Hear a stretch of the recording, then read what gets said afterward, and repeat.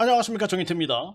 네, 허경영은 내 삶 전체가 무너지는 느낌이었다. 네, 이렇게 얘기를 하고 있는 겁니다. 그리고 억울하다는 말로는 부족하다. 네, 아주 처절함을 지금 이야기를 하고 있는 것입니다. 네, 아주 간절한 처절함을 호소하고 있는 거죠. 네, 그래서 검찰의 재수사를 강력하게 지금 요구하고 있는 그러한 상황입니다. 네, 이 3천억 건총 사건, 네, 이 사건이 지금 불거지고 있는 그런 상황인데, 네, 결국에는 지금 보니까 굉장히 축소됐어요. 네, 제가 재판에 참석해 보니까 이 사건이 상당히 축소됐다. 네, 축소됐다. 그래서 총포, 네, 총포 도검, 네, 화약류, 네, 안전법 위반, 그리고 특수 이 공갈미소도 아니고 그냥 이 특수 협박 이렇게 이제 축소돼 있는 상황이에요. 네, 축소돼 있는 상황이다.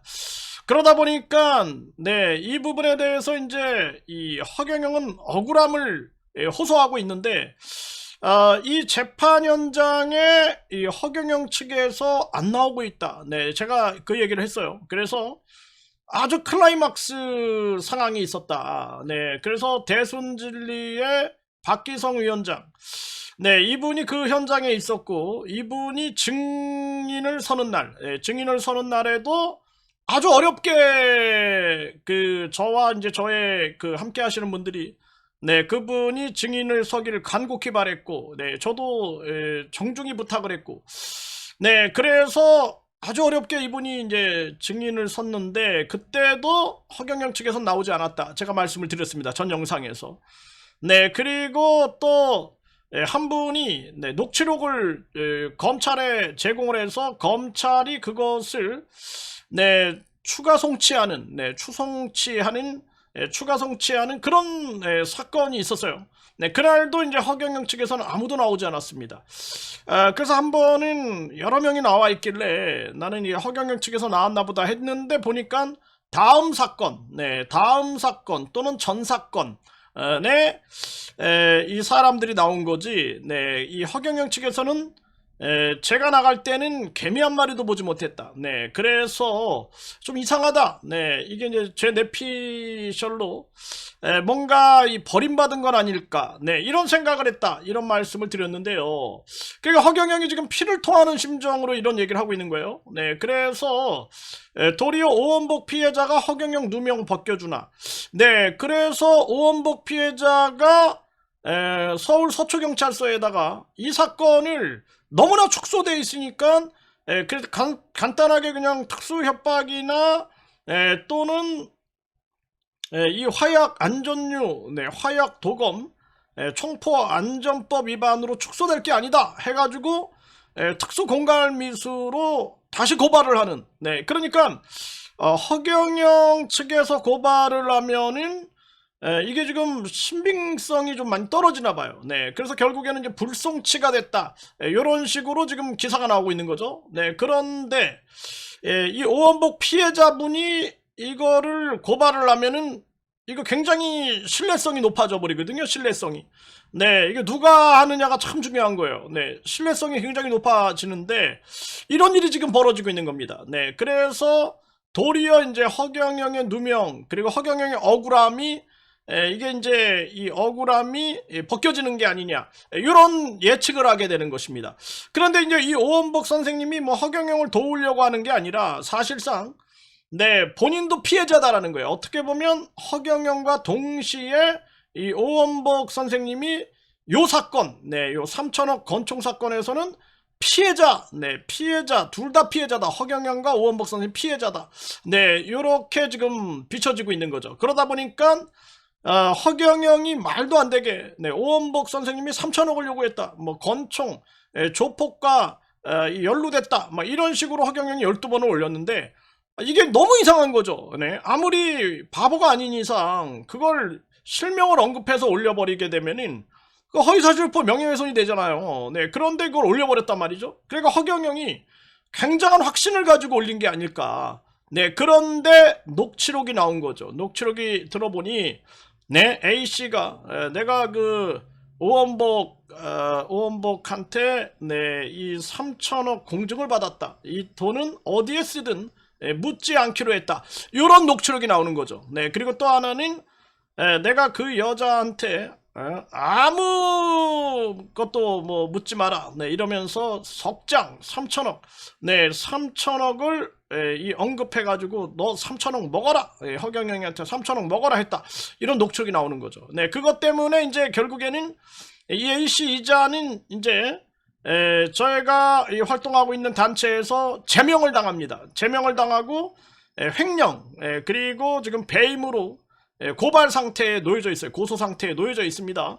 그래서 이 재판이 이제 나오게 되면은 우리는 이제 추가 이 고소를 할 지금 준비를 하고 있어요. 네, 그래서 이게 우리가 이제 속았다라는 거죠. 우리도 속았다. 네, 속았다라는 주장을 펼치고 있는 거죠, 지금. 네, 그래서 허경영이 어느 정도 부분에서는 이 억울한 측면이 있다. 네, 억울한 측면이 있고 이 부분에 대해서는 저는 뭐 이 진실의 편에 서는 사람이기 때문에 이 부분에 대해서는 나도 필요하다면 이 증인을 서주겠다. 제가 이런 방송을 올린 바가 있습니다. 그래서 이 허경영은 지금 피를 토하는 심정이다. 억울함을 토로하고 있다. 그리고 진실은 밝혀지지 않았다. 내 평생의 기반을 송두리째 빼앗길 뻔했다. 이러면서 검찰이 반드시 다시 수사해야 한다. 이렇게 호소를 하고 있는 그러한 상황입니다. 그러면서 지금 이제 경찰에서는 불송치를 이제 한 게 아닌가 이렇게 이제 분석이 되고 있고요. 그러면서 허경영은 공갈죄, 그리고 이것이 협박죄, 협박죄, 그리고 업무방해죄, 그리고 뿐만 아니라 위력에 의한 업무방해죄가 가능하다. 이러면서 결국에는 형사전문 변호사, 이제 허경영 측의 형사전문 변호사는 검찰 단계에서 판단이 달라지는 경우가 적지 않다. 이렇게 얘기를 하면서 뭔가를 암시하고 있는 거예요, 지금. 그러면서 이 불송치 사건의 종결을 의미하지 않는다. 그러면서 결국에는 이 신청을 통해서 검찰 단계에서 이제 재수사, 재수사나 이제 보안 수사, 요거를 이제 기대하고 있다. 이렇게 이제 분석이 되고 있는 거죠. 정말. 그런데 지금 제가 이렇게 객관적으로 봤을 때는 이 진실적인 측면에서는 도리어 이 사건에 대해서는 허경영과 오원복 선생님이 공동 피해자가 될 수 있다. 그래서 이 진실을 밝히는 거에 대해서는 얼마든지 이 협조를 할 수 있지 않느냐. 저는 그렇게 보고 있는 거죠. 진실을 위해서라면 협조할 수 있는 거죠. 협조할 수 있는 것이다. 그래서 제가 전에도 아주 충격적인 녹취록을 많이 가지고 있어요, 제가. 많이 가지고 있어서 허경영 측근으로 보이는 자, 측근으로 보이는 자가 접근했길래 그자한테 이제 그 녹취록을 내가 전해줄 테니 허경영 쪽에 전달해라. 요런 식으로 제가 이 언급을 한 적이 있는데 그 전달됐는지 안 됐는지 모르겠습니다. 그래서 그런 녹취록이 전달되면은 아마 허경영의 억울함을 푸는데 한몫 담당하지 않을까. 저는 그렇게 보고 있는 거죠. 그래서 뭐 저는 다른 건 모르겠어요. 뭐 준강제추행이나 준유사강간, 그리고 횡령, 정치자금법 위반, 이런 것들은 이제 경찰, 검찰, 재판부의 판결을 객관적으로 기다리는 그러한 입장이고, 허경영의 종교 사기에 대해서는 내가 명확하게 이제 판단하고 있는 부분이 있기 때문에 그거는 내가 종교의 자유가 있다면 종교 비판의 자유도 있는 겁니다. 그래서 통일교 신천지, 우리가 종교의 자유도 있지만 종교 비판의 자유가 있다 해서 비판을 하고 있는 거, 그건 이제 제 권리가 되는 거죠.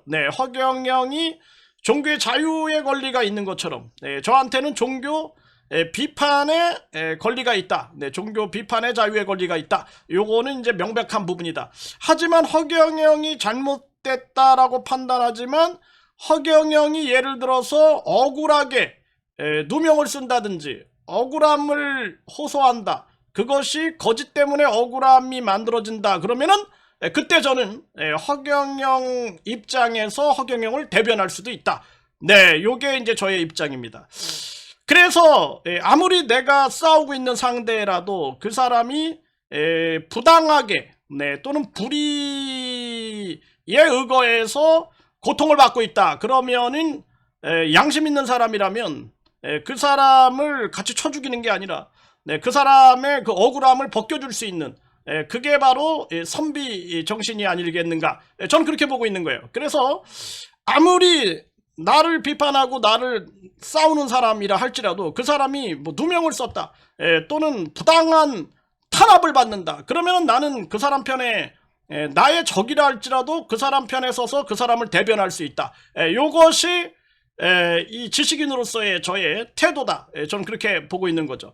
네, 그래서 이번에 이 사건에 대해서는 허경영이 지금 굉장히 심각한 심리적 고통을 호소하고 있는 거죠. 본인이 우주만물 창조신이다 이렇게 얘기하면서도 심리적으로 극심한 압박을 느낀다. 이렇게 표현을 하는 거예요. 이거는 이제 허경영의 솔직한 심정이 아닐까. 저는 그렇게 생각을 하고 있는 거죠. 그래서 저는 항상 말씀을 드리지만 아무리 나랑 싸우는 상대라도 그 사람이 부당하게 탄압을 받는다.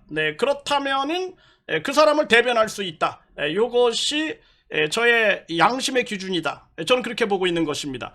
그래서 이번에 어쨌든 오원복 피해자분도 결국에는 이분이 이제 서울 서초경찰서에다가 그 A씨를 고발했다라는 거죠. A씨를 고발했다. 3천억 관련해서 공증을 나는 해준 적이 없다. 그리고 뿐만 아니라 특수공갈미수로 고발을 했다라는 거죠. 특수공갈미수로 고발을 했다. 이렇게 돼서 결국에는 특수공갈미수뿐만 아니라 뭐 이게 협박, 이게 특수협박 혐의도 이제 가능할 것 같고, 그리고 이제 이 업무방해죄도 가능한 거죠. 그 언급한 바대로 이렇게 되면은 이것이 이제 허경영의 일부분의 억울함을 풀어주는 데는 역할을 하지 않겠는가. 그렇게 보여지는 거죠. 그리고 제가 바라는 것도 허경영이 빨리 반성과 사과를 하고 그리고 많은 피해자들의 피해 회복에 나서는 거. 요것을 바라는 거지 뭐 누구 하나를 뭐 아작을 내가지고 그 사람을 끝장내고 뭐 이런 걸 바라는 게 아니죠. 우리 사회의 건전함과 밝음을 위해서 나가고 있는 것이다. 공익을 위하여 움직인다. 이렇게 말씀을 드립니다.